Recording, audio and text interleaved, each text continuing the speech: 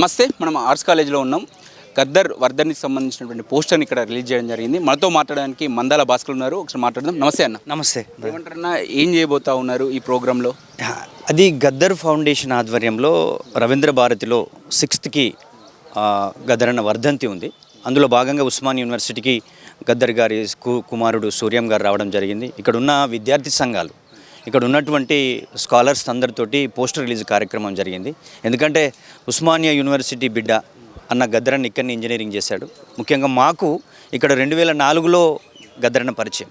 మేము ఉస్మానియాకి వచ్చినప్పటి నుంచి ప్రతి ఉద్యమంలో, ప్రతి ఏదైనా మీటింగు, జయంతులు జరిగిన, వర్ధంతులు జరిగిన, తెలంగాణ గురించి శిక్షణ తరగతులు పెట్టిన, మీటింగ్లు పెట్టిన అన్న గద్దరన్న స్పెషల్ గెస్ట్గా వచ్చి మమ్మల్ని అందరినీ తెలంగాణకు గురించి, తెలంగాణ ఆవశ్యకత గురించి, ఆంధ్ర దోపిడీలో ఎలా నష్టపోయామో తన సాహిత్యం రూపంలో ఉన్నటువంటి వాటిని చాలా ఇంటెలెక్చువల్ కూడా చెప్పినటువంటి సందర్భాలు, మేము కూడా చాలా మీటింగ్లు కూడా ఇక్కడ ఏర్పాటు చేయడం జరిగింది. అందులో భాగమే గద్దరన్నకు ఇక్కడున్న ఉస్మానియాలో ఉన్న విద్యార్థి అంటే దాదాపు తెలంగాణలో ఉన్న 10 జిల్లాల నుంచి ఉన్న విద్యార్థులు ఇక్కడ ఉంటారు. అందుకే ఆయనతో ఉన్నటువంటి సంబంధంలో భాగంగా ఇప్పటికి కూడా మా తర్వాత కూడా మా PhD అయిపోతే వచ్చిన తర్వాత ఇప్పుడు కొత్త విద్యార్థులతో కూడా తన సాహిత్యం సంబంధం ఉంది. ఆ సాహిత్యంలో గ్రామ ప్రజల యొక్క జీవితాలు ఉన్నాయి, ఉత్పత్తి కులాల జీవితాలు ఉన్నాయి. అది అందులో భాగమే మా జీవితాలను ఆయన పాటలు వింటుంటే మా జీవితాలను చూసినట్టు, మా ఊర్లను చూసినట్టు ఉంటుంది. కాబట్టి ప్రతి ఒక్కరు ఆయన కనెక్ట్ అవుతున్నారు.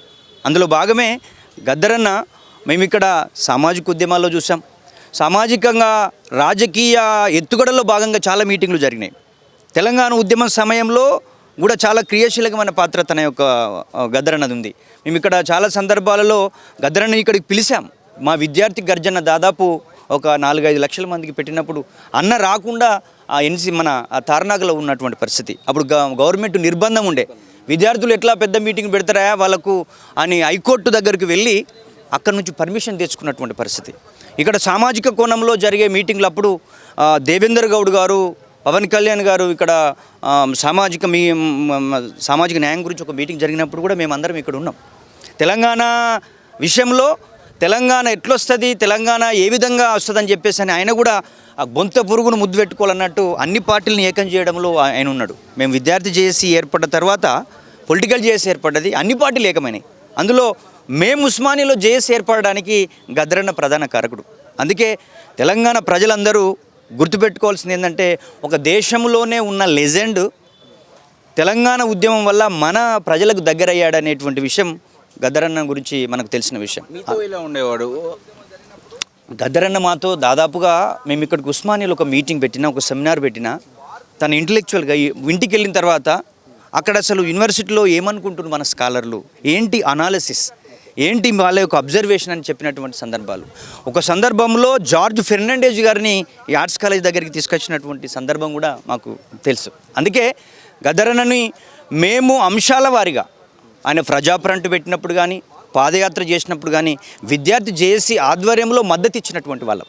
అందుకే ఈరోజు అన్ని రాజకీయ పార్టీలు ఏకం కావడం, కేసీఆర్ గారు కూడా ప్రజలందరితో కలిసిపోవడానికి కారణం కూడా గద్దరన్న. ఎందుకంటే ఆయన విద్యార్థి గర్జన కూడా ఈయన ముఖ్య అతిథిగా వెళ్ళినటువంటి వాడు.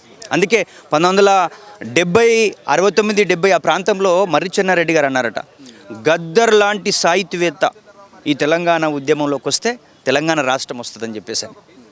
అంటే ఆ గద్దర్ యొక్క సాహిత్యము ఇప్పుడు వచ్చినటువంటి గద్దర్ తర్వాత వచ్చినటువంటి గోరటి వెంకన్న, జయరాజు, ఏపురి సోమన్న, అందశ్రీ, ఇంకా చాలామంది కొత్త కొత్త గాయకులంతా కూడా గద్దరే తండ్రి లాంటివాడు.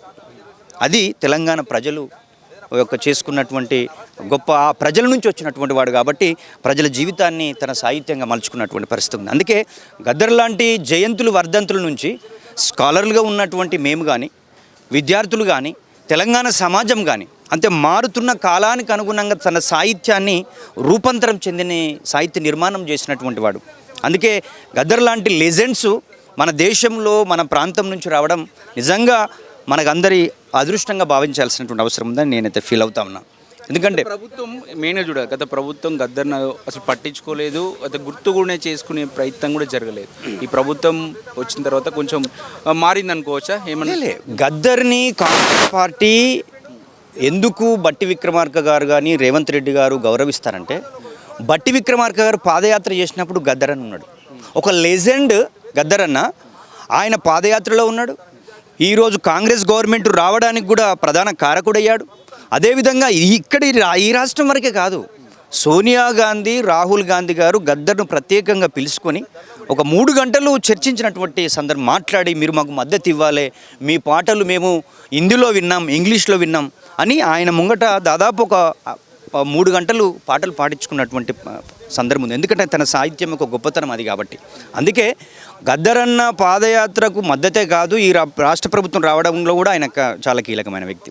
ఈరోజు ఆయనకు గద్దర్ కళాక్షేత్రం అని 1 ఎకరం భూమి ఇస్తామని చెప్పారట. 1 year అవుతుంది, మరి అది ఇంతవరకు అక్కడ మన ఇంకా ఏం నిర్మాణం జరగలేదు. తప్పకుండా ఆయన కళాక్షేత్రం నిర్మాణం జరగాలి, తన సాహిత్యం అందులో ఉండాలి. ఎవరు అయినా ఈ తెలంగాణలో ఏదైనా సెమినార్లు కానీ, సదస్సులు కానీ, సభలు కానీ పెట్టుకునే విధంగా ఒక మంచి నిర్మాణం జరగాలి. అది కూడా సూర్యం గారు ఆ ఫౌండేషన్ ఎలా ఉండాలనేటువంటిది, బిల్డింగ్ కన్స్ట్రక్షన్ సంబంధించింది కూడా వాళ్ళు తీసుకోమంటే కూడా అది కూడా తీసుకొని ఇవ్వడం జరిగింది. మరి వాళ్ళు ఎందుకంటే మీ ప్రభుత్వం అధికారంలోకి రావడానికి కారణం ఆయననే. మరి ఆయనను ఏదో తూతు మంత్రంగా అలా బిడ్డకు ఒక కార్పొరేషన్ చైర్మన్, ఫౌండేషన్కు 2 కోట్లు ఇస్తే కాదు. తప్పకుండా గద్దరు 3.5 కోట్ల మంది ప్రజల యొక్క అభిమాని.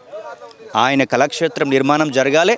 ఇంకా ఈ తెలంగాణ ఉద్యమంలో క్రియాశీలంగా ఉన్న కవులు, కళాకారులు, రచయితలు కూడా ఉన్నారు, విద్యార్థులు కూడా ఉన్నారు. వాళ్ళందరికీ న్యాయం టీఆర్ఎస్ గవర్నమెంట్ జరగలేదు కాబట్టి ఇక్కడ చేయాల్సినటువంటి అవసరం ఉంది. ఈ ఉస్మాన్ యూనివర్సిటీలో 120 కేసులు పెట్టుకొని జైలు జీవితం గడిపిన విద్యార్థి నాయకత్వం ఉంది. తెలంగాణ రావడంలో విద్యార్థులు చాలా కీలకం. ఇప్పుడు టీఆర్ఎస్ ప్రభుత్వాన్ని ఓడగొట్టడంలో కూడా విద్యార్థులు కీలకంగా ఉన్నారనే విషయం మొత్తం యావత్ తెలంగాణ సమాజానికి తెలుసు. యువ నాయకత్వాన్ని రాజకీయాలకు తీసుకోవాలని కోరుకుంటే గద్దరన్న చివరి టైంలో గద్దరన్న ఒక పార్టీ రిజిస్ట్రేషన్ కూడా చేయడం జరిగింది. అది కాంగ్రెస్ పార్టీ చేయడం వల్ల ఆయన ఆ పార్టీని ముందుకు తీసుకెళ్ళలేకపోయాడు. అక్కడ చాలామంది విద్యార్థులకు అవకాశాలు ఉండే, చాలామందికి ఎమ్మెల్యే సీట్లు కూడా ఇవ్వాలరా బాబు, మనం ఒక ప్రజా వాగ్గేయకారుడిగా రూపాంతరం చెంది ఈ రాజకీయాల్లో మార్పులు తీసుకురావాలని ఒక కొత్త పార్టీని, గదర్ పార్టీని రిజిస్ట్రేషన్ చేసి దాని మీద ఎలక్షన్లకు వెళ్ళాలని మొదటిసారి ఓటు హక్కును నమోదు చేసుకున్నటువంటి పరిస్థితి గద్దరన్నది. అందుకే గద్దరన్న యొక్క చివరి యొక్క వారసత్వాన్ని, చివరి ఆయన కోరుకున్నటువంటి ఆ కోరికను తెలంగాణలో ఉన్నటువంటి ఈ విద్యార్థి నాయకత్వం, యువకులు రాజకీయాల్లోకి రావాలి, రాజకీయ నిర్మాణంలో భాగస్వాములు కావాలి. అవసరం అనుకుంటే ప్రత్యామ్నాయంగా, ముఖ్యంగా ఆ టైంలో మేము ఉద్యమం చేస్తున్న టైంలో ఆల్ తెలంగాణ స్టూడెంట్ అసోసియేషన్ అని ఒక పార్టీ నిర్మాణం చేసి ప్రత్యక్ష ఎన్నికల్లోకి వెళ్ళాలనేటువంటి ప్రయత్నము అప్పుడు చేశాం. కానీ రాజకీయ పార్టీలు, మా విద్యార్థి సంఘాలు ఆయా రాజకీయ పార్టీలకు అనుబంధంగా ఉండడం వల్ల మేము విద్యార్థులము వాస్తవంగా ఫెయిల్ అయినటువంటి పరిస్థితి. అది రాజకీయ పార్టీలకు అది ఉపయోగకరంగా మారింది. అందుకే ఈ ఉస్మాన్ యూనివర్సిటీ చారిత్రకమైన యూనివర్సిటీ 100 సంవత్సరాలు దాటిపోయింది. ఇక్కడ నుంచి విద్యార్థులు వచ్చారు, ఉద్యమకారులు వచ్చారు, మేధావి వర్గం వచ్చారు. ఈ దేశంలో, రాష్ట్రంలో ప్రతి విభాగంలో ఈ ఉస్మాన్ యూనివర్సిటీ విద్యార్థి ఉన్నాడు. రాజకీయ నాయకులు చాలామంది వచ్చారు. అందులో మేము తెలంగాణ ఉద్యమంలో ఉండి 100 కేసులు భరించి, లాఠీ దెబ్బలు తిని, జైలు జీవితం గడిపి ఈ తెలంగాణ రాష్ట్రాన్ని మన అన్ని వర్గాలకు, అన్ని కులాలకి, అన్ని రంగాల్లో సమాన అవకాశాలు ఉండే తెలంగాణ కావాలనుకున్నాం. అది జరగలేదు. భవిష్యత్తులో అది జరగడానికి ఉస్మాన్ యూనివర్సిటీ గద్రన్న లాంటి వాళ్ళ స్ఫూర్తితో తప్పకుండా యువత విద్యార్థులందరూ ఆ విధంగా పనిచేయాల్సినటువంటి అవసరం ఉంది. అందుకే గద్దర్ని ఒక ప్రజా వాగ్గేయకారుడి వరకు చూడకుండా తనను సామాజిక ఉద్యమాలలో, రాజకీయ ఉద్యమాలలో అన్ని పార్టీలను ఏకం చేయడంలో తను చాలా క్రియాశీలకమైన పాత్ర పోషించారు. అందుకే గద్దర్ అంటే తెలంగాణ ప్రజలకు అభిమానం. తన పాట అంటే మైమర్చిపోతాం. మేము కూడా చాలా మీటింగ్లు వెళ్తున్నప్పుడు కూడా ఒక్కొక్కసారి గంటలు కూడా అక్కడ కూర్చొని ఆయన చెప్పే విషయాలు విన్నటువంటి పరిస్థితి.